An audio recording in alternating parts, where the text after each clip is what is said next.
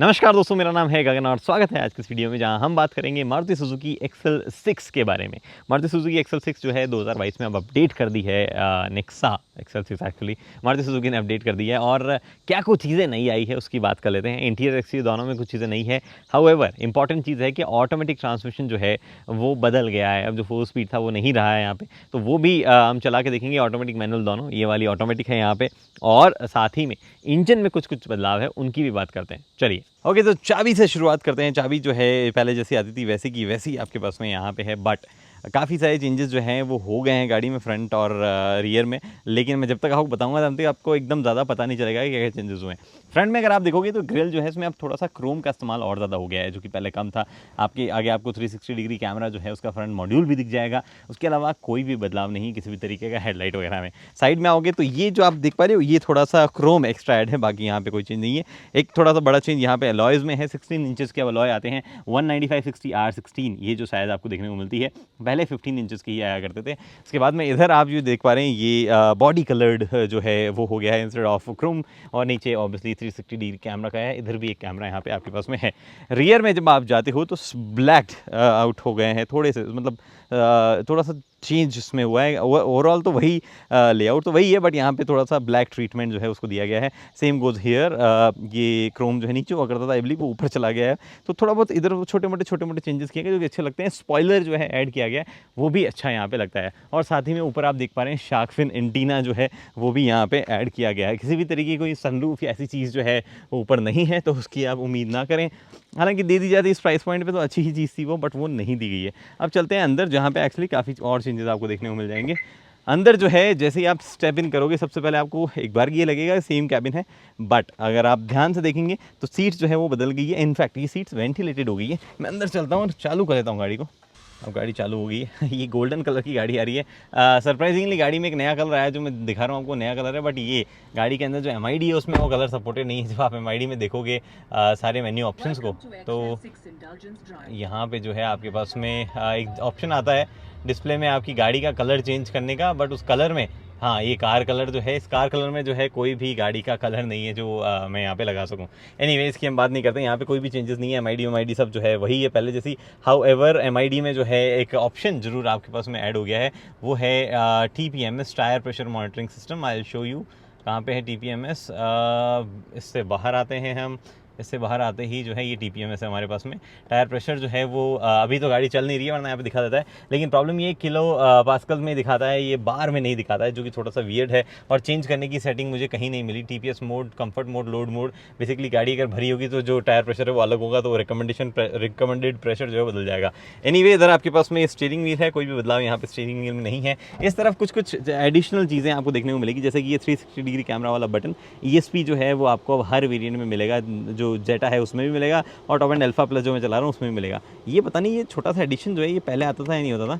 Space जो है मतलब ये सेपरेट करता है, इस कभी होल में 2 छोटे स्पेस क्रिएट करता है। It's a nice touch actually. I don't know आता था नहीं आता था, और ये एक्चुअली अपने आप ऐसे फास्ट ऊपर भी चला जाता है। इसके अलावा जो है ये ये ट्रीटमेंट जो है यहाँ पे वुडन वाला, ये थोड़ा सा यहाँ बदल गया है। उसके अलावा कोई भी चेंजेस नहीं है, वही बटन है, वही सब कुछ चीज़ें हैं, वही मटेरियल जो है उसका इस्तेमाल किया गया है। स्टीयरिंग जो है वो अब टिल्ट और टेलीस्कोपिक दोनों तरीके से काम करता है, जो कि आप यहाँ पे देख पा रहे हैं, विच इज़ नाइस। ऊपर की तरफ आपको इलेक्ट्रिक ORVM IRVM नहीं दिया गया है, थोड़ा सा सैड वो पार्ट है। बाकी सब चीज़ें वही है जो पहले आया करती थी, वही की वही यहाँ रखी गई है। नीचे इधर आप आएंगे तो ये टच स्क्रीन जो है इसमें आपको चेंज देखने को मिलेगा। इस टच स्क्रीन मतलब बेसिकली जो लोअर जेटा वेरिएंट है उसमें तो अभी भी वही टच स्क्रीन आएगी, बट यहाँ पे इस टच स्क्रीन में जो है काफ़ी सारी चीज़ें बदल दी गई है।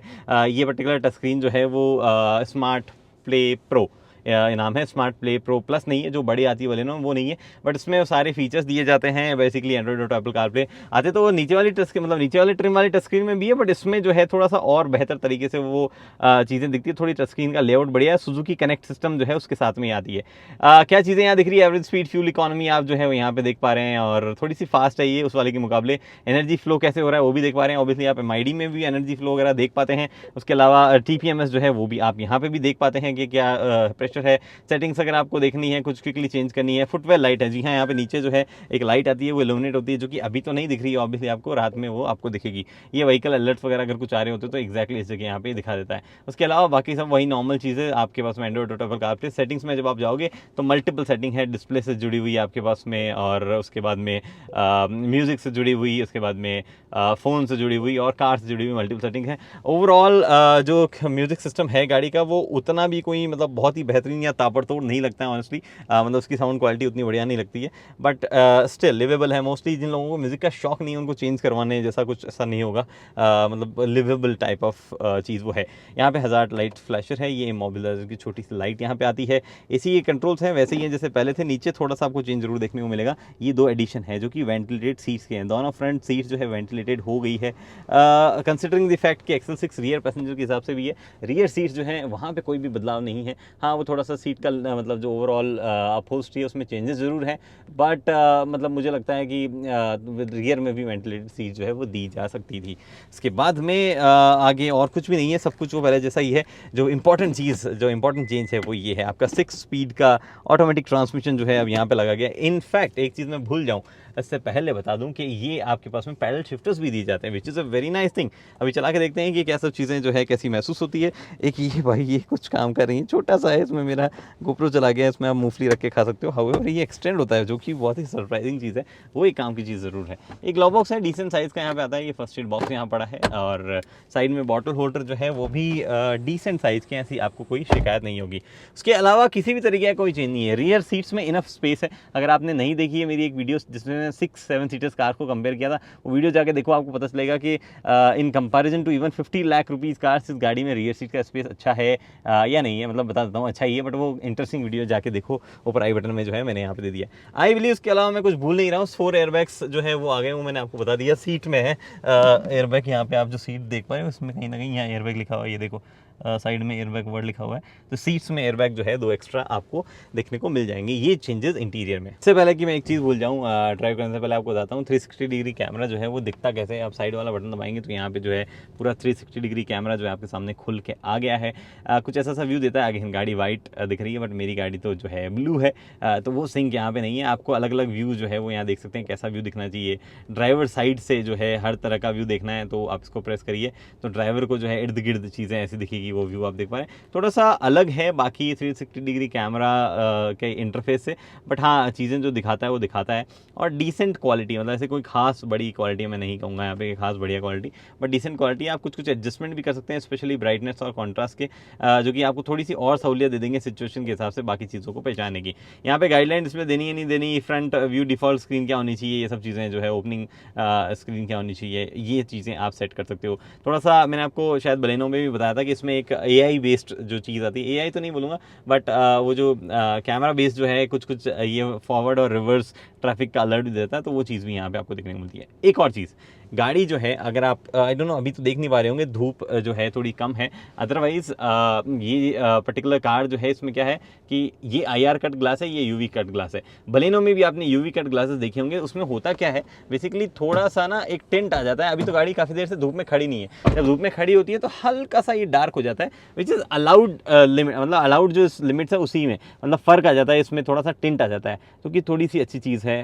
काफ़ी प्रोमिनेंटली दिख जाता है अगर गाड़ी धूप में खड़ी हो, तो अभी तो खड़ी नहीं इसलिए दिख नहीं रहा। और ये IR कट ग्लासेस जो मुझे भी नहीं पता कि कितना क्या काम की चीज़ है, बट ऐसा बताया गया है कि IR कट विंडशील्ड जो है वो यहाँ पे ये है। बाकी अब करते हैं ड्राइव, क्योंकि जो 6 स्पीड 80 है उसमें एक्चुअली काफ़ी ज़्यादा उसकी ज़रूरतें थी लोगों को। ओके जी, तो बात करते हैं ड्राइवर सीट से एक्सेल 6 के बारे में, नई एक्सेल 6 के बारे में। बेसिकली 2 बड़े चेंजेस है यहाँ पे। इंजन जो है उसमें थोड़ा सा बदलाव किया है कि 15CN इंजन है, थोड़ा सा छोटा सा नाम है, ज़्यादा बड़ा नहीं है। कि 15 जो है वो सीरीज़ का नाम है, C जो है वो स्टैंड करता है कि भैया आप जो है B के आगे हम आ गए, और ड्यूअल जेट ड्यूअल VVT वाला इंजन जो है वो यहाँ पे हमारे पास में है।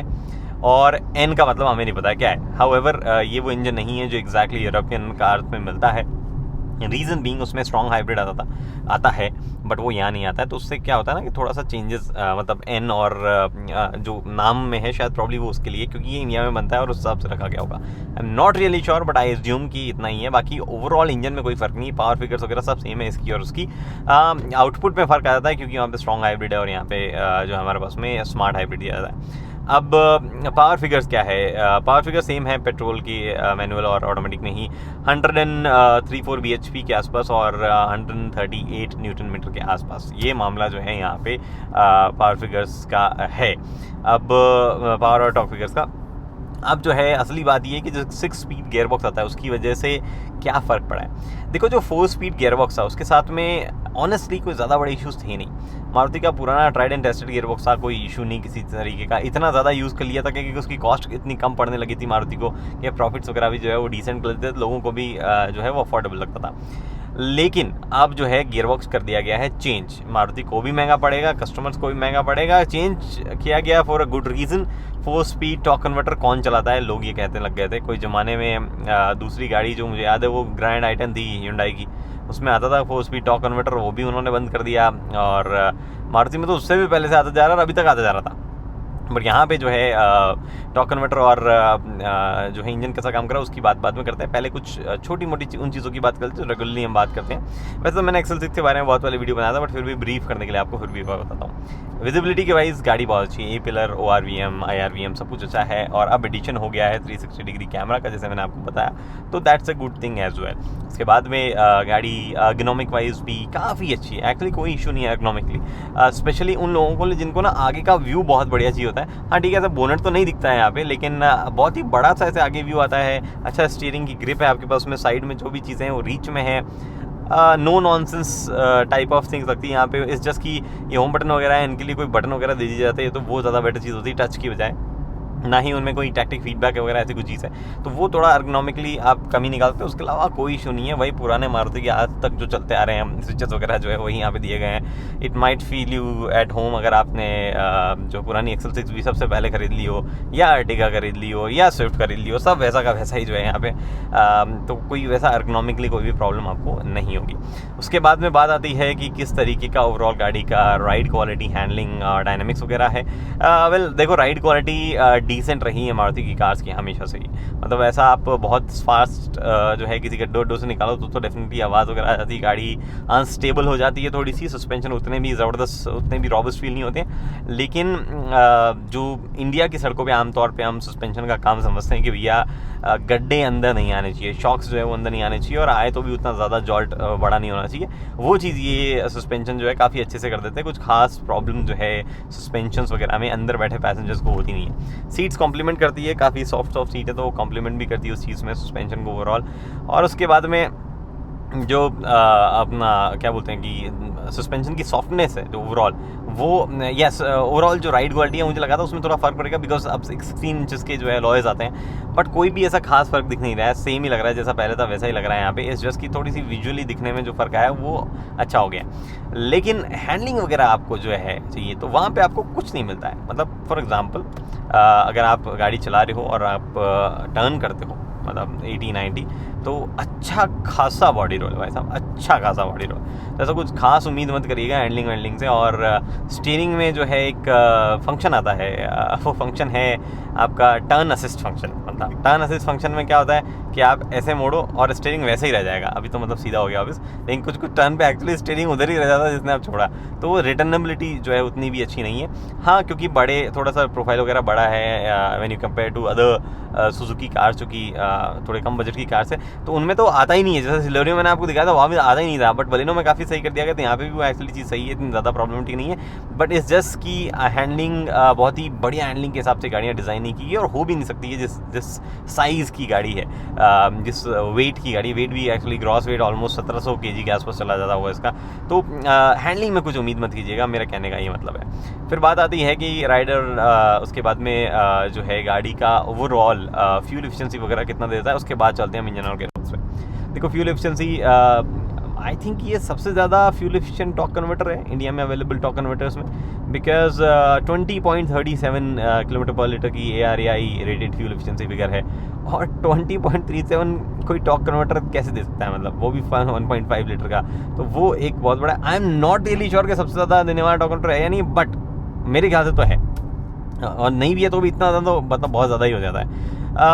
मारुति ऑब्वियसली कई चीज़ें करती है, स्मार्ट हाइब्रिड सिस्टम है जो कि असिस्ट करता है टॉर्क में इनिशियली जब गाड़ी आप पिक करते हो। ऑब्वियसली यहाँ पे एक दिया गया है सिस्टम जिससे आपको पता चलता रहता है कि पावर जो है वो मिल रही है कि बैटरी चार्ज हो रही है, उसमें खर्च हो रही है। जैसे अभी आप देख पा रहे हो, मैं थोड़ा सा एक्स्ट्रा टैप करूँगा और एक्स्ट्रा टैप करते ही हल्का सा एक पुश गया, तो वो पुश जो है वो एक्स्ट्रा टॉर्क जो है वहाँ पे दिया जा रहा था। बट फ्यूल एफिशिएंसी आप एक्सपेक्ट कर सकते हो कि जब आप हाईवे पे क्रूज़ कर रहे हो तो यू विल गेट 19 और सो, अगर आप 80-90 के आसपास इर्द गिर्द चलते हो तो, और अगर आप थोड़ा सा फास्ट चलते हो तो इट कैन ड्रॉप टू 17 और समथिंग लाइक दैट। सिटी में आप एक्सपेक्ट करिए 12 to 14 depending how light you are on accelerator pedal. वो आराम से चलाओगे तो ही होगा, ऐसे नहीं है आपको कि ट्रैफिक लाइट छूटी और भागना है मेरे को, वहाँ कुछ नहीं मिलने वाला भाई। इनफैक्ट वहाँ पे पावर भी नहीं मिलने वाली क्योंकि इंजन इतना पावरफुल भी नहीं है। डीजल में बात कर लेते हैं इंजन और गियरबॉक्स की पावर की। इंजन जो है 1.5 लीटर का इंजन, देखो इस साइज़ की गाड़ी के लिए तभी अच्छा है जब आप गाड़ी में 1-2 लोग बैठे हो।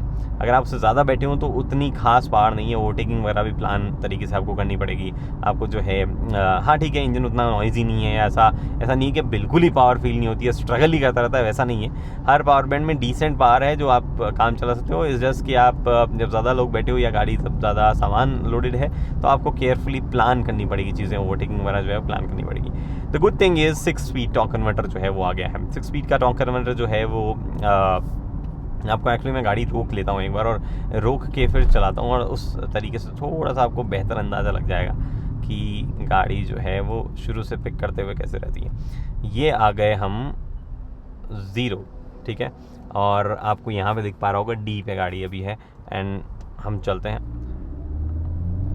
फर्स्ट गियर जो है ऑलमोस्ट 3000 जाके जो है गियर चेंज होता है। फर्स्ट में मैं एक्चुअली आपको मैनुअल ये करके बताता हूँ, और उसके बाद में जो है गियर चेंजेस थोड़े से ज़्यादा नज़दीक होने लगते हैं, मतलब अराउंड 2500 to 600 पे जो है गियर ड्रॉप होने लगते हैं, और फिर आगे जाते जाते 2000 पे गियर ड्रॉप होने लग जाते हैं। रीज़न सिंपल है कि टॉर्क जो है वो ज़्यादा चाहिए होता है इनिशियली पिक करते टाइम पे, तो गाड़ी जो है थोड़ा सा RPM हाई रखती है और वहाँ जाके गियर चेंज करती है। अदरवाइज़ गियर चेंजेस जो है वो फटाफट ऐसे डाउन शिफ्ट होते जाते हैं। लेकिन गियर जो शिफ्ट्स हैं उसके बीच में एक हल्का सा ऐसे मूवमेंट सा है, मतलब उतना स्मूथ नहीं जितना टॉर्क कन्वर्टर के स्टैंडर्ड से आपने देखा होगा कि एकदम मतलब मक्खन स्मूथ टॉर्क कन्वर्टर निकल जाए, वो चीज़ यहाँ पे नहीं है। बट सरप्राइजिंगली जब आप मैनुअली गियर्स कंट्रोल करते हो, जो पैडल शिफ्टर्स यहाँ आप दिए हुए देख पा रहे हो, इन पैडल शिफ्टर से जब आप गियर चेंजेस करते हो उस वक्त तो जो भाई साहब क्या फास्ट गियर चेंजेस है, मतलब आई विल शो यू।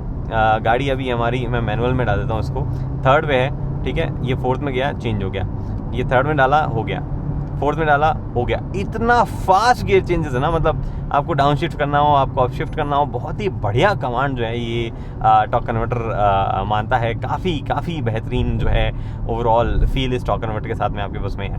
मतलब इस सेगमेंट के तो जो DCT है उससे भी फास्ट है आई बिलीव, अगर आप मैनुअली कंट्रोल कर रहे हो। जस्ट मतलब ऐसे ज़्यादा गलत मत समझ लेना, अगर आप मैनुअली कंट्रोल कर रहे हो तो। बट जब आप नॉर्मली अपने आप से कंट्रोल कर रहे हैं, it always remains in the right power band, उसमें कोई इशू नहीं है। आपको ऐसा नहीं होगा कि गियर अप हो जाना चाहिए था बट हुआ नहीं है, डाउन हो जाना चाहिए हुआ नहीं था। आप एकदम से एक्सेलेरेटर पैडल भी फ्लोर करते हो तो भी गाड़ी जो है फटाफट जो है सही पावर बैंड पे आके 2-3 गियर ड्रॉप कर देती है एक साथ में। लेकिन आप उतना वो बटरी स्मूथ चीज़ जो है उसका एक्सपीरियंस ना लें। हाँ, मोस्ट ऑफ द पीपल जो कि शहर में चला रहे हैं, आराम से चला रहे हैं, हाईवे पे क्रूज़ करना चाहते हैं एकदम 80-90 चिल करके, उनको नहीं पता चलेगा कि यहाँ क्या हो रहा है। और अगर आप इतने ज़्यादा जो है वो चाहिए स्मूथ और वो सब चीज़ें, तो I believe XL6 is not the car for you, क्योंकि XL6 उस हिसाब से डिज़ाइन नहीं है। आपको थोड़ा सा अगर वो फ़न चाहिए तो यहाँ पे चलाने का फ़न नहीं है, अब it's all about comfort, cruise space, उन सब चीज़ों की बात यहाँ पे हो रही है। कुछ और चीज़ें सप्लीमेंटल चीज़ें, ब्रेकिंग, AC परफॉर्मेंस अच्छी है, कोई इश्यूज़ में नहीं है। इंजन स्टार्ट स्टॉप जो है वो भी सही काम करता है, उसमें भी कोई इशू नहीं है। टायर प्रेशर मॉनिटरिंग सिस्टम जो है वो अभी तक हमारा टायर पंचर हुआ नहीं तो मैं कैसे बताऊँ आपको, बट उसमें हमने आपको ऑलरेडी बताया कि भैया TPMS में जो है सिर्फ किलो पास्कल्स में यूनिट दिखती है, हमें यूजुअली बार में देखने की आदत है। और साथ ही में ब्रेकिंग परफॉर्मेंस जो है वो मतलब डिसेंट है। आप अगर 120 से ऊपर ब्रेकिंग करोगे तो आपको कॉन्फिडेंस नहीं आएगा, बट उससे नीचे जो है डिसेंट परफॉर्मेंस है। आई बिलीव थोड़ा सा इम्प्रूवमेंट ब्रेकिंग में कर देना चाहिए था, ब्रेक बाइट में also in terms of tyre width. हाँ, उससे फ्यूल एफिशिएंसी थोड़ी और ड्रॉप हो जाती है, बट आई थिंक एक ऑप्शन में भी एक अल्फ़ा प्लस लाएँ, एक अल्फ़ा प्रो प्लस ले आएंगे एक वेरिएंट जिसमें टायर प्रोफाइल्स बड़े और प्रॉब्ली फोर्ड्स और समथिंग। बट फिर बात ये आती है कि एक्सेल 6 का क्लाइंटेल जो बजट साथ में लेके चलता है, उससे ऊपर अगर ये निकल जाए तो ये कॉम्पीट करने लग जाएगी कुछ ऐसी गाड़ियों से जिनमें फीचर्स के नाम पे और बहुत सारी चीज़ें, और फिर वो गेम बदल जाएगा पूरा का पूरा। ओके जी, तो अब बात करते हैं मैनुअल ट्रांसमिशन की। सब कुछ लगभग वही है। हाँ, डेफिनेटली इंजन में थोड़े से जो चेंजेस किए गए हैं, ड्यूअल वीवीटी वाले, ड्यूअल जेट वीवीटी वाले जो चेंजेस है वो यहाँ पे भी है। सेम ही इंजन है जो ऑटोमेटिक के साथ में आता है। 5 स्पीड गियर बॉक्स पहले भी आता था, अब भी आता है। थोड़े बहुत चेंजेस इन टर्म्स ऑफ जो बैटरी है जो कि 48 वोल्ट की है, जो असिस्ट करती है चलने में इनिशियली, जिसकी वजह से स्मार्ट हाइब्रिड लिखा आता है, उसमें किए गए हैं। बट जो भी चेंजेस किए गए उसकी वजह से कोई भी डिफरेंस नज़र नहीं आ रहा है। ऑलमोस्ट सिमिलर चीज़ें नज़र आ रही है। एक चीज़ जो कि मुझे थोड़ा बहुत फील होती थी पुरानी एक्सेल 6 में भी, जो शायद मैंने रिव्यू में भी बोला है, वो चीज़ मुझे अभी भी फील होती है। वो ये कि हल्का सा ना जब आप पुश करते हो तो एक ऐसे, मतलब वो जो पावर है ना ऐसे होती है, ऐसे ऐसे ऐसे ऐसे राइज होती है, ऐसे ऐसे धीरे धीरे, मतलब ऐसा लगता है कि बीच में गाड़ी रुक रही फिर जा रही, रुक रही फिर जा रही है। ये इतना कम महसूस होता है कि अगर आप बहुत ध्यान से गाड़ी चला रहे हो तो ही वो चीज़ आपको जो है महसूस होगी। अदरवाइज़ आप डिस्ट्रैक्टेड हो कहीं, ऐसी कोई चीज़ है तो आपको नहीं पता चलेगी। तो मोस्ट ऑफ द टाइम वो नहीं पता चलती है, तो कोई इशू बड़ा नहीं होना चाहिए। बट हाँ, जो लोग बहुत ही निटपिक करने वाले हैं, बहुत ही फिनिकी है चीज़ों के बारे में, उनको तो जो है थोड़ा सा ये महसूस हो जाएगा। Anyway, apart from that, fuel efficiency जो है थोड़ी सी बेहतर हुई है। और फ्यूल एफिशिएंसी क्या मिल रही है, दैट इज़ अ क्वेश्चन जो कि मोस्टली लोगों को जानना होगा। वेल, मैनुअल में डेफिनेटली ऑटोमेटिक से ज़्यादा ही फ्यूल एफिशिएंसी मिलेगी। आप मान के चलो कि आपको प्रैक्टिकली 1 to 1.5 किलोमीटर पर लीटर की डिफरेंस जो है वो यहाँ पे नज़र आ जाएगा, स्पेशली सिटी में। हाईवेज़ पे तो शायद उतना नज़र आए, सिटी में आपको डेफिनेटली फ़र्क जो है नज़र आ जाएगा। हाईवेज़ पे हम लोगों को अराउंड 18 के आसपास की फ्यूल एफिशिएंसी जो ये गाड़ी डिलीवर कर पा रही है। मैं अभी आपको बोल रहा हूँ तो मैं देख ही लेता हूँ, यहाँ पे तो कम दे रही हूँ क्योंकि गाड़ी काफ़ी देर से खड़ी थी, बट अराउंड 18 के आसपास की फ्यूल एफिशिएंसी जो है वो लगातार डिलीवर कर पा रही थी जब हम चला रहे थे इसको 100 के आसपास। अगर आप 80 या 90 के बीच में चलाते हो फ्यूल एफिशिएंसी और बढ़ जाती है और ऑलमोस्ट 19-20 तक चली जाएगी। लेकिन ये सिचुएशन तब है जब एसी चल रहा है और गाड़ी में 2 लोग बैठे हैं। Now this is XL 6। अगर आप 6 लोग बैठाओगे तो फ्यूल एफिशिएंसी ड्रॉप होगी। अगर आप थोड़ा सा फास्ट पिकअप चाहते हो तो फ्यूल एफिशिएंसी और ड्रॉप होगी। अगर आप थोड़ा सा तेज़ चलाना चाहते हो तो फ्यूल एफिशिएंसी और ड्रॉप होगी। तो मतलब बेसिकली जितना आप जो है एक्सट्रैक्ट करना चाहते हो उससे उतना ज़्यादा फ्यूल एफिशिएंसी ड्रॉप होती जाएगी। प्यार से चलाओ, गाड़ी में 2-3 लोग बैठे हैं, 80-90 चल रहे हैं, तो आपको हाईवेज़ पे 18 to 19 की फ्यूल एफिशिएंसी दे देगी, और सिटी में आपको जो है 13 के अराउंड फ्यूल एफिशिएंसी जो है 13 to 14 मिल जानी चाहिए। बाकी लिमिट तो कुछ ऐसा है नहीं, आप कितना और ज़्यादा प्यार चलाओगे तो और ज़्यादा फ्यूल एफिशिएंसी दे देगी। कंपनी की क्लेम्ड जो है वो 20 पॉइंट समथिंग है, 20.97 है मैनुअल का, और जो ऑटोमेटिक का है उसका मैंने आपको बता ही दिया है। मेरे ख्याल से जब आप एक्सेल 6 के साथ में जा रहे हो तो थोड़ा सा प्रीमियम ऊपर दे रहे हो, तो आपको ऑटोमेटिक लेना है या नहीं लेना है, तो भी क्वेश्चन जो है वो सेम रहता है कि भैया आपको चलाना कहाँ है ज़्यादातर। अगर आपको बहुत ही ट्रैफिक वाले एरियाज़ में लाइक बेंगलुरु या दिल्ली, मुंबई ऐसे ट्रैफिक में चलाना है तो भैया मैनुअल के साथ में मत जाओ, ऑटोमेटिक के साथ में चल जाओ। हाउएवर अगर आपके एरिया में ट्रैफिक कम है, अगर आप छोटे शहरों में रहते हैं, आपको मोस्टली हाईवे पे चलना है, तो आप इसके मैनुअल के साथ में जा सकते हो। काफ़ी लाइट और काफ़ी इजी है, क्लच भी इजी है, थ्रो भी इजी है, कोई ऐसा दिक्कत नहीं होगी। यहाँ वो जो 1.2 आता है मारुति का, उतना उसके जितना लाइट तो नहीं है क्लचेस, बट इट्स गुड, मतलब लिवेबल कंडीशन के हैं सारे क्लचेस, और आप जो है प्रैक्टिकली डिसेंट ट्रैफिक में भी जो है उससे काम चला सकते हो। तो जी ये सब कुछ है एक्सेल 6 के बारे में मेरे इम्प्रेशंस, और मेरी शिकायतें एक्सेल 6 से अभी भी वही रह जाती है जो ऑलमोस्ट पहले थी, कि अभी भी अर्टिगा के सामने इसको स्टैंड आउट करने के लिए कुछ ऐसा मेजर फीचर चाहिए। हाँ, एक छोटा सा डिवाइड ज़रूर क्रिएट हो गया है अर्टिगा और एक्सेल 6 में आप कुछ फीचर्स के साथ में, बट स्टिल प्रॉब्ली सनरूफ या कोई और ऐसी चीज़ जो कि थोड़ा और ज़्यादा स्टैंड आउट करने में मदद करती है एक्सेल 6 को, वो ज़्यादा बेहतर होती। अभी भी करती है और थोड़ा सा गैप और बढ़ गया है आर्टिगा और एक्सेल 6 के बीच में, विच इज़ नाइस। और आई थिंक थोड़े से और ज़्यादा कस्टमर जो हैं वहाँ पे इस गाड़ी पे अट्रैक्ट होंगे उन चीज़ों की वजह से। बाकी फ्यूल एफिशिएंसी तो मारुति हर बार बढ़ा ही देती है, आई डोंट नो। फिलहाल दोस्तों इस वीडियो में इतना ही, उम्मीद करता हूँ वीडियो पसंद आए, लाइक शेयर सब्सक्राइब आप कर सकते हैं। अगले वीडियो तक दोस्तों हेलमेट पहनिए, सीट बेल्ट पहनिए, सुरक्षित चलिए। धन्यवाद।